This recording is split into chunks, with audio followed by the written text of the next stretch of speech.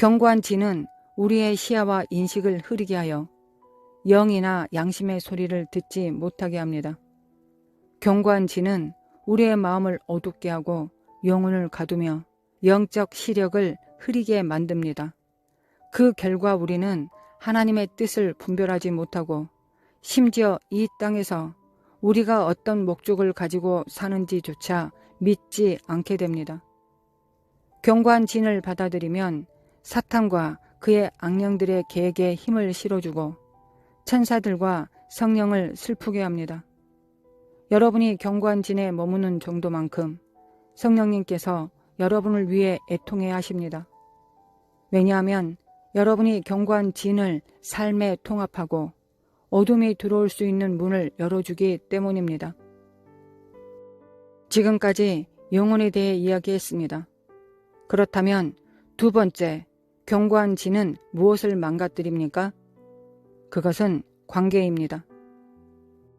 견고한 진은 질투, 시기, 다툼, 불안, 우울을 일으킵니다. 우리가 왜 그렇게 반응했는지 스스로도 이해하지 못하는 방식으로 타인에게 반응하게 만듭니다. 우리는 우정의 관계를 깨뜨리고 사랑과 기쁨, 수용감, 전반적인 행복감을 빼앗깁니다. 최고의 경우에는 억지 사랑, 조건부 사랑만 주게 합니다. 또한 작은 상처를 크게 부풀려 실제보다 더 아프고 크게 보이게 만듭니다. 그 결과 상처를 주려는 의도가 없었음에도 의도가 있다고 오해하게 됩니다. 우리가 다른 사람을 용서하지 못하게 막고 우리 삶에 쓴뿌리 같은 원망과 분노가 자라게 만듭니다. 이것은 갈등, 분리, 이혼을 일으키고 교회 안에서는 분열과 교회 분쟁의 주요 원인이 됩니다. 절대 견고한 진이 개입되지 않는 교회 분열은 없었습니다. 견고한 진이 개입되지 않는 교회 분열은 한 번도 없었습니다. 견고한 진은 마귀의 활동을 위한 문을 열어줍니다. 이것은 마치 암과 같습니다. 암은 특정한 환경에서 가장 잘 자라는데 만약 암을 마귀에 비유한다면 그 환경은 견고한 진에 비유할 수 있습니다. 저에게 영국에서 비밀 연구를 하는 암 전문가인 친구가 있습니다. 그는 영국의 건물 지하 18층에 실험실이 있다고 했습니다. 정확한 위치는 말씀드릴 수 없습니다. 그는 세계보건기구가 자문을 구하는 전 세계 2명의 암 전문의 중 한 명입니다. 그가 암에 대해 이렇게 말해 주었습니다. 암은 어디서 가장 잘 자라는가? 저는 암세포를 키워 연구하기 위해 모든 패트리 접시에 마가린을 사용합니다. 왜냐하면 암세포가 마가린에 가장 잘 자라기 때문입니다. 마가린을 견고한 진에 비유할 수 있습니다. 견고한 진이 활성화된 삶에는 암세포, 즉 마귀의 세력이 자라기 좋은 환경을 제공합니다. 여러분 삶에서 견고한 진을 계속 두면 마귀의 세력이 들어와 자라도록 초대하는 것과 같습니다. 견고한 진은 여러분에게 부정적으로 작용하도록 영향을 미칩니다. 여기서 사람을 완전히 지배한다는 뜻이 아니라 억압하고 그림자를 들이우며 모든 구석에 숨어서 괴롭힌다는 의미입니다. 그러면 상황은 더욱 악화됩니다. 생활 방식에 영향을 주어 상처를 줄 의도가 전혀 없는 상황에서도 상처받게 만듭니다. 상처는 견고한 진 없이는 생기지 않습니다. 이해가 되십니까? 누군가에게 상처받는다는 것은 반드시 견고한 진이 그 마음에 뿌리 내리고 있다는 뜻입니다. 지금 이 말씀을 듣는 분 중에 그 말이 마음에 들지 않는다라고 생각하는 분이 있다면 그것은 바로 견고한 진이 조금씩 약해지고 있기 때문입니다. 견고한 진은 자신이 약해지는 것을 싫어합니다. 교회가 성장하지 못하게 막는 원인 중 하나가 견고한 진입니다. 왜냐하면 견고한 진은 사람들이 결단하지 못하게 막고 행동하지 못하게 막으며 헌신하지 못하게 만들기 때문입니다. 그 결과 사람들은 각자 자기 멋대로 행동하고 아무런 방향성도 따르지 않습니다. 그래서 모두가 자기 방식대로 움직이지만 하나님의 복을 명령하는데 필수적인 하나됨은 없습니다. 하나됨은 견고한 진이 무너질 때 생기는 결과입니다. 견고한 진이 무너지기 전에는 비전을 세우고 하나님께서 주신 비전이 명확해도 아무 일도 일어나지 않습니다. 왜냐하면 사람들이 견고한 진을 무너지게 하지 않기 때문입니다. 성경의 여호사밧을 보십시오. 그는 여호와 보시기에 옳은 일을 했습니다. 아합을 따르지 않고 다윗을 따랐으며 하나님께서 원하시는 모든 일을 했고 그 당시 이스라엘이 어느 정도 번영하기 시작했습니다. 하지만 성경은 이렇게 말합니다. 그러나 백성의 마음이 아직 하나님을 섬기기로 굳게 결심하지 아니하였으므로 온전히 번성하지 못하였더라. 여호사밧은 하나님께서 명하신 모든 일을 시행했고 하나님께서 주신 비전을 실행했지만 백성들은 여전히 하나님을 섬길 마음이 없었습니다. 우리는 이것이 목사님 문제라고 생각하지만 그렇지 않습니다.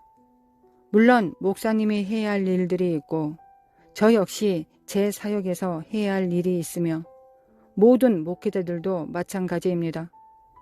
이것은 변하지 않는 사실입니다.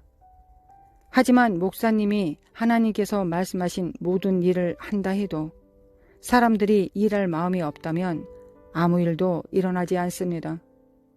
느헤미야가 성벽을 쌓았을 때 하나님께서는 느헤미야에게 말씀하셨습니다. 내가 그들의 마음에 일하고 싶은 마음을 두리라.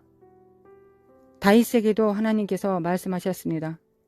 기름 부음을 받는 날에 백성이 일할 마음을 가질 것이다. 견고한 진은 백성들이 일할 마음을 갖지 못하게 막습니다. 견고한 진은 우리가 일할 마음을 막고 우리 몸을 약화시키며 그리고 그리스도께서 창조하신 모습대로 다른 사람들과 우리 자신을 받아들이지 못하게 합니다. 또한 실패에 반복되는 주기를 감추어 우리가 실수를 반복하는 본질을 깨닫지 못하게 만듭니다. 만약 왜 이 일이 계속 내게 일어날까? 라고 깨달았다면 그것은 실패의 주기를 인식하기 시작했다는 뜻입니다. 그러나 견고한 진이 너무 깊게 뿌리내리면 왜 그런 일이 반복되는지조차 인식하지 못합니다. 심지어 실패의 주기라는 인식조차 잃게 됩니다. 그 인식과 민감성이 사라지고 분별하는 감각이 어두워집니다. 견고한 진은 피해자 의식을 부추깁니다. 그래서 우리는 자신의 문제와 실패, 삶의 상황에 대해 다른 사람을 탓하게 됩니다. 그렇게 함으로써 우리는 우리의 잘못된 패턴을 인식하는 능력을 더욱 잃게 됩니다. 견고한 진은 하나님께서 주신 지시에 대해 기껏해야 왜곡되거나 부분적인 순종을 낳습니다. 그렇다면 견고한 진을 어떻게 무너뜨릴 수 있을까요? 어떻게 제거할 수 있을까요? 성경은 이에 대해 무엇이라고 말하고 있을까요? 먼저 제가 앞서 말했듯이 견고한 진을 쫓아낼 수는 없습니다. 견고한 진이 나가라 하고 쫓아내는 것은 효과가 없습니다. 그러나 성령 하나님의 능력으로 견고한 진을 무너뜨릴 수 있습니다. 그러나 성경은 말합니다. 우리는 육체를 따라 싸우지 않는다고. 우리의 전쟁 무기는 육체적인 것이 아니라 하나님 안에서 능력 있는 무기입니다. 그 무기로 견고한 진을 무너뜨리고 하나님 아는 것을 대적하는 모든 높은 생각과 주장들을 무너뜨립니다. 그리고 모든 생각을 사로잡아 그리스도께 복종하게 만들고 불순종하는 모든 것을 벌할 준비를 합니다. 이 말씀은 정말 깊은 의미가 담겨 있습니다. 그래서 우리는 도움을 구해야 합니다. 하나님 아버지, 원수 마귀가 우리가 깨닫지 못하게 하는 것을 깨닫게 하시고 우리의 시야를 흐리는 것을 보게 하소서. 주님, 경관진들을 무너뜨릴 수 있도록 도와주소서. 우리가 옳다고 주장하는 그 마음의 논쟁들, 때로는 틀렸음에도 불구하고 나는 맞다고 고집하는 그 생각들을 깨뜨리게 하소서. 우리는 육체를 따라 싸우지만 진짜 싸움은 영을 따라 싸워야 함을 깨닫게 하소서. 주님, 우리가 모든 상황에서 주님이 행하시는 일을 분별할 수 있도록 도와주소서. 예수 그리스도의 이름으로 기도합니다. 아멘. 사도 바울은 에베소서 4장에서 우리는 이전의 옛 행실을 벗어버려야 한다고 말씀합니다. 즉, 성장하고 성숙함에 따라 과거에 붙들었던 것들을 놓아야 한다고 말씀하셨습니다. 저의 기도는 이 메시지의 끝까지 우리 각자가 내려놓아야 할 문제들을 깨닫고 오늘 이 아침 이후로는 그것들을 더 이상 짊어지지 않는 삶을 시작하는 것입니다.